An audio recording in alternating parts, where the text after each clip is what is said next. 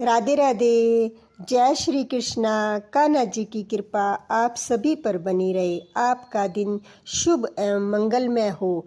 मैं सुषमा आपके अपने चैनल कान्हा प्रेम में आपका हार्दिक स्वागत करती हूँ। आप सभी भक्तों को प्रबोधिनी एकादशी की हार्दिक शुभकामनाएं। आज हम देव उठनी एकादशी के बारे में बात करेंगे। देव उठनी एकादशी को प्रबोधिनी एकादशी भी कहा जाता है। इस एक हिंदू धर्म में इस एकादशी का विशेष महत्व है। इस एकादशी का व्रत सारे व्रतों में श्रेष्ठ माना गया है।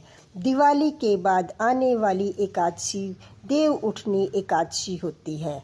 आषाढ़ शुक्ल पक्ष एकादशी के दिन भगवान विष्णु शयन करते हैं और कार्तिक मास के शुक्ल पक्ष एकादशी के दिन उठते हैं।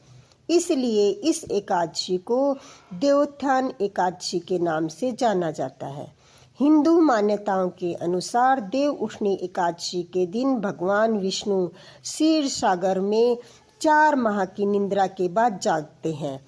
देवोत्थानी एकादशी के दिन तुलसी विवाह भी किया जाता है। आइए अब जानते हैं एकादशी तिथि के बारे में। एकादशी तिथि आरंभ हो रही है 11 नवंबर 2024 को सोमवार के दिन शाम को 6:47 पर और एकादशी तिथि समाप्त होगी 12 नवंबर मंगलवार को शाम को 4:05 पर। इसलिए व्रत 12 नवंबर को रखा जाएगा। व्रत का पारण समय रहेगा 13 नवंबर बुधवार को सुबह 6:52 से 8:58 तक। इस अवधि में अगर हम व्रत का पारण कर लेते हैं तो अति उत्तम रहेगा। वैसे 9:30 बजे तक भी हम व्रत का पारण कर सकते हैं। हिंदू धर्म में देव उठनी एकादशी का विशेष महत्व है। भगवान विष्णु के 4 मास के शयन काल के दौरान विवाह आदि मांगलिक कार्य रुक जाते हैं, परंतु देवोत्थानी एकादशी के दिन भगवान विष्णु के जागने के बाद शुभ तथा मांगलिक कार्य शुरू होते हैं। इसी कारण इसे देव उठनी एकादशी के नाम से जाना जाता है। इस दिन से सारे शुभ कार्य शुरू हो जाते हैं। देवोत्थानी एकादशी को तुलसी विवाह के रूप में भी मनाया जाता है।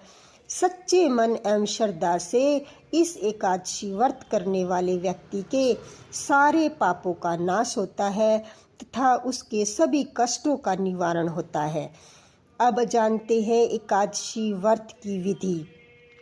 एकादशी के दिन यानी एकादशी से एक दिन पहले 10वीं तिथि के दिन हमें सात्विक भोजन ग्रहण करना चाहिए। सूर्य अस्त के बाद हमें भोजन ग्रहण नहीं करना चाहिए। एकादशी के दिन प्रातःकाल सूर्योदय से पहले उठकर स्नान आदि करके स्वच्छ वस्त्र धारण कर हमें पूजा घर की भी सफाई करनी चाहिए। उसके बाद आसन पर बैठकर भगवान के एकादशी व्रत का संकल्प लेना चाहिए। उसके बाद भगवान शालिग्राम यानी विष्णु भगवान की मूर्ति स्वरूप को स्नान कराएं, स्वच्छ वस्त्र धारण कराएं।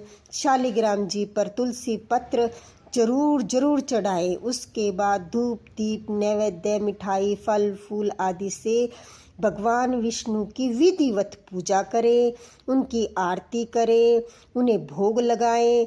उस दिन हमें श्री विष्णु भगवान को 4 मास की निद्रा से जगाने के लिए घंटा तथा शंख आदि की मांगलिक ध्वनि के साथ उठो भगवान उठो नारायण कहकर श्री विष्णु भगवान जी को उठाना चाहिए।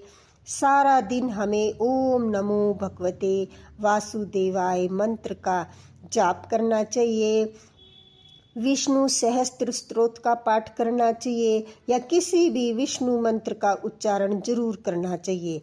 उस दिन हमें झूठ नहीं बोलना चाहिए, किसी की निंदा नहीं करनी चाहिए।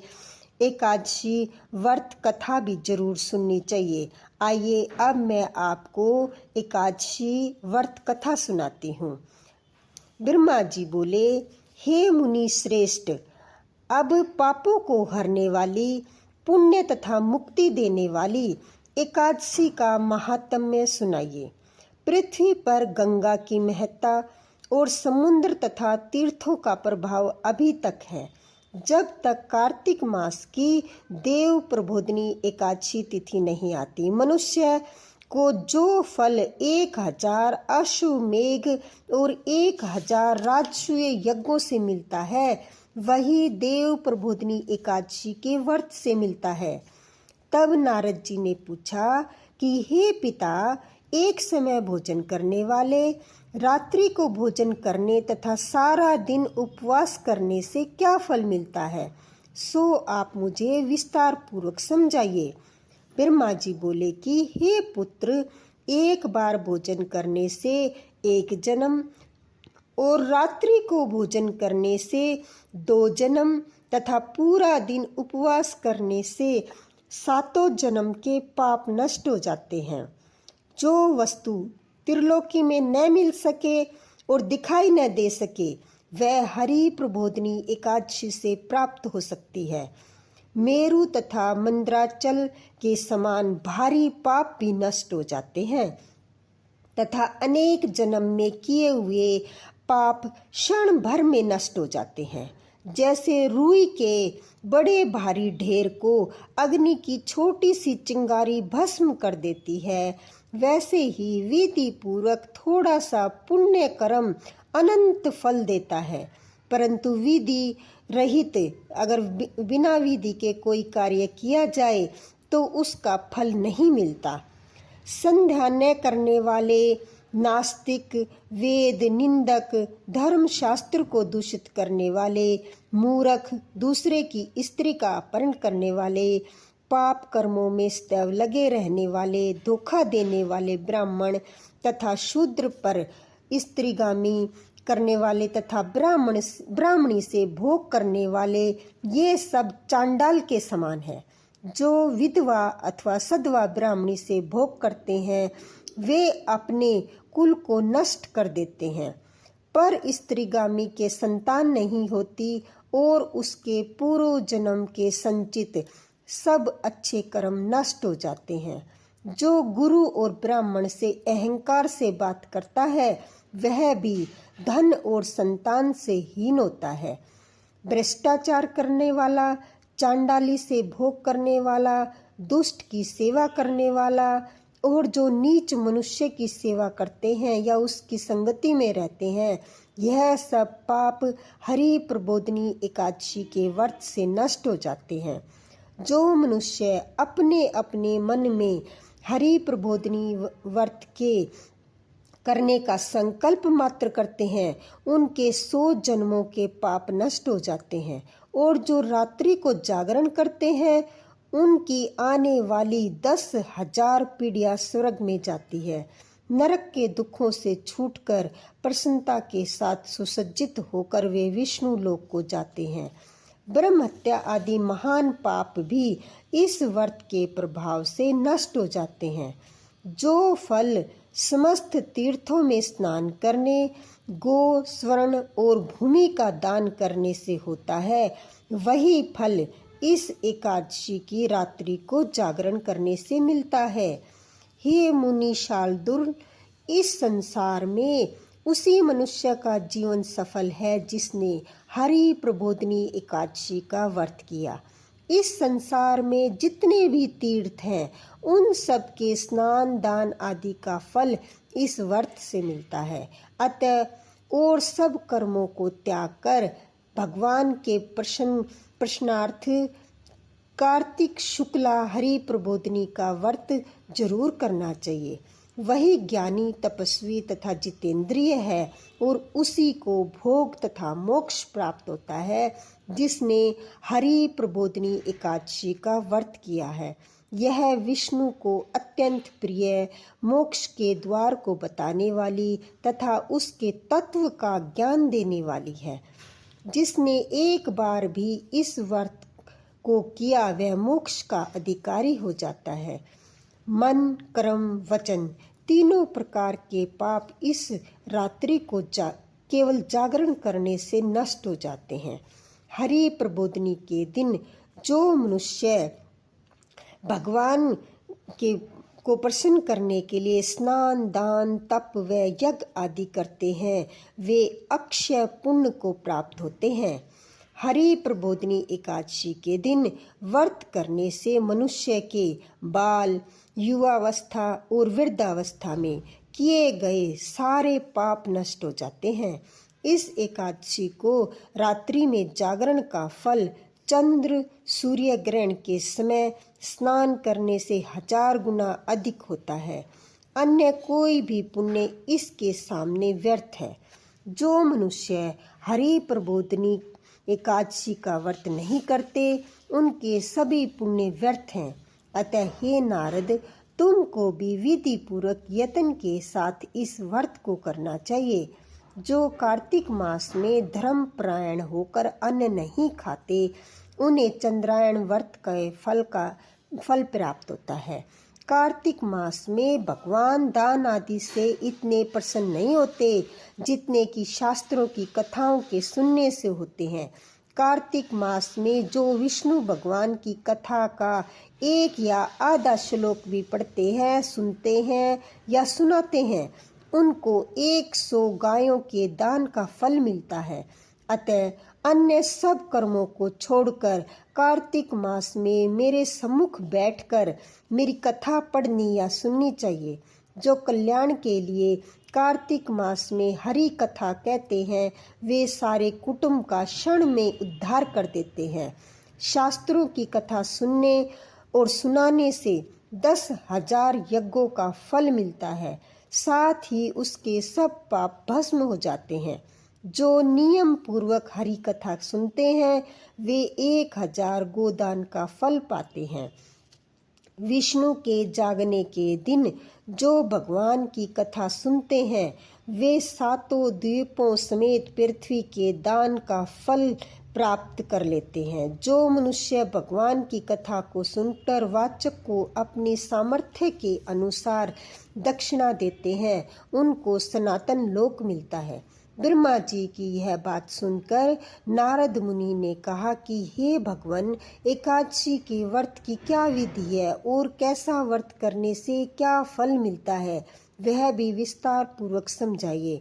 नारद मुनि की बात सुनकर ब्रह्मा जी कहने लगे कि ब्रह्म मुहूर्त में जब 2 घड़ी रह जाए, तब उठकर शौच आदि से निवृत्त होने के बाद नदी, तालाब, कुएं, बावड़ी आदि में या घर में ही संभव हो तो स्नान आदि करे और फिर गंगा जल डालकर स्नान करे और फिर भगवान की पूजा करके कथा सुने। फिर व्रत का नियम ग्रहण करना चाहिए। उस समय भगवान से विनय करे कि हे भगवान, आज मैं निराहार रहकर व्रत करूँगा, आप मेरी रक्षा कीजिए। दूसरे दिन द्वादशी को भोजन करूँगा। तत्पश्चात भक्ति भाव से व्रत करें तथा रात्रि को भगवान के आगे नृत्य, गीत आदि करना चाहिए। प्रबोधिनी एकादशी को कृपणता को त्याग कर बहुत से पुष्प, फल, अगर, धूप आदि से भगवान को अर्घ देवे। इसका समस्त तीर्थों से करोड़ों गुना फल मिलता है।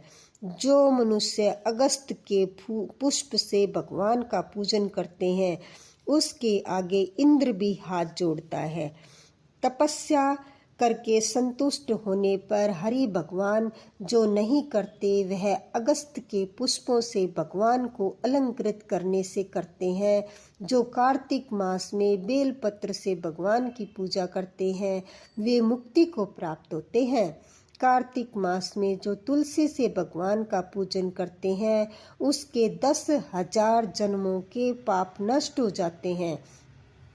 तुलसी दर्शन करने, स्पर्श करने, कथा कहने, नमस्कार करने, स्तुति करने, तुलसी रोपण, जल से सींचने तथा प्रतिदिन पूजन सेवा आदि करने से 1000 करोड़ युग पर्यंत विष्णु लोक में निवास करते हैं। जो तुलसी का पेड़ लगाते हैं, उसके कुटुंब में उत्पन्न होने वाले प्रलय काल तक विष्णु लोक में निवास करते हैं। हे मुनि, रोपी हुई तुलसी जितनी जड़ों का विस्तार करती है, उतने ही 1000 युग पर्यंत तुलसी रोपण करने वाले के सुकृत का विस्तार होता है। जिस मनुष्य की रोपी हुई तुलसी जितनी शाखा प्रशाखा बीज और फल पृथ्वी पर बढ़ते हैं, उसके उतने ही कुल जो बीत गए या होंगे 2000 कल्प तक विष्णु लोक में निवास करते हैं। जो कदम के पुष्पों से हरि का पूजन करते हैं, वे कभी यमराज का मुंह नहीं देखते। जो गुलाब के पुष्पों से भगवान का पूजन करते हैं, उन्हें मुक्ति मिलती है। जो वकुल और अशोक के पुष्पों से भगवान का पूजन करते हैं, वे सूर्य चंद्रमा के रहने तक किसी प्रकार का शोक नहीं पाते। जो मनुष्य सफ़ेद या लाल कनेर के फूलों से भगवान का पूजन करते हैं, उन पर भगवान अत्यंत प्रसन्न होते हैं।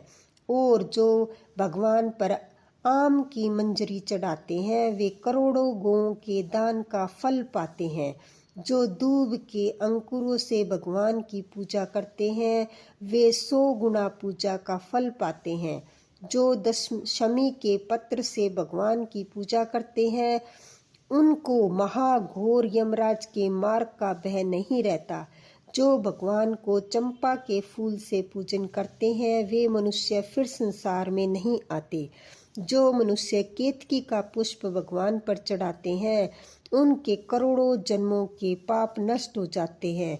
जो पीले रक्त वर्ण के कमल के पुष्पों से भगवान का पूजन करते हैं, उनके श्वेत द्वीप में स्थान मिलता है। इस प्रकार रात्रि को भगवान का पूजन कर प्रातःकाल होने पर उठकर नदी पर जाए या वहां स्नान करे, घर पर स्नान करे, जप तथा प्रातःकाल के कर्म करके घर पर आकर विधि पूर्वक भगवान केशव का पूजन करे। व्रत की समाप्ति पर विद्वान ब्राह्मणों को भोजन करावें और दक्षिणा देकर क्षमा याचना करें। इसके पश्चात भोजन, गो और दक्षिणा देकर गुरु का पूजन करें। ब्राह्मणों को दक्षिणा देवें और जो चीज व्रत के आरंभ में छोड़ने का निश्चय किया था, वह ब्राह्मण को दे। हे राजन, रात्रि में भोजन करने वाला मनुष्य ब्राह्मणों को भोजन करावे और स्वर्ण सहित बैल का दान करे। जो मनुष्य मांसाहारी नहीं है, वह गो का दान करे। आंवले से स्नान करने वाले मनुष्य को दही और शहद का दान करना चाहिए। जो मनुष्य फलों को त्यागे वह फल दान करे। तेल छोड़ने वाले को घृत और घृत छोड़ने वाले पर दूध, अन्न छोड़ने वाले पर चावल का दान दिया जाता है। जो मनुष्य भूमि शयन का व्रत लेते हैं, उनको सैया दान तथा तुलसी सब सामग्री सहित देनी चाहिए। पत्ते पर भोजन करने वाले को स्वर्ण का पत्ता दान करना चाहिए। मौन व्रत धारण करने वाले को ब्राह्मण और ब्राह्मणी को घी तथा मिठाई का भोजन कराना चाहिए। बाल रखने वाले को दर्पण, जूता छोड़ने वाले को एक जोड़ा जूता, लवण त्यागने वाले को शर्करा दान करनी चाहिए। मंदिर में दीपक जलाने वाले का तथा नियम लेने वाले को व्रत की समाप्ति पर ताम्र अथवा स्वर्ण के पत्र पर घृत और बत्ती रखकर विष्णु भक्त ब्राह्मण को दान देना चाहिए। एकांत में 8 कलश वस्त्र और स्वर्ण से अलंकृत करके दान करना चाहिए।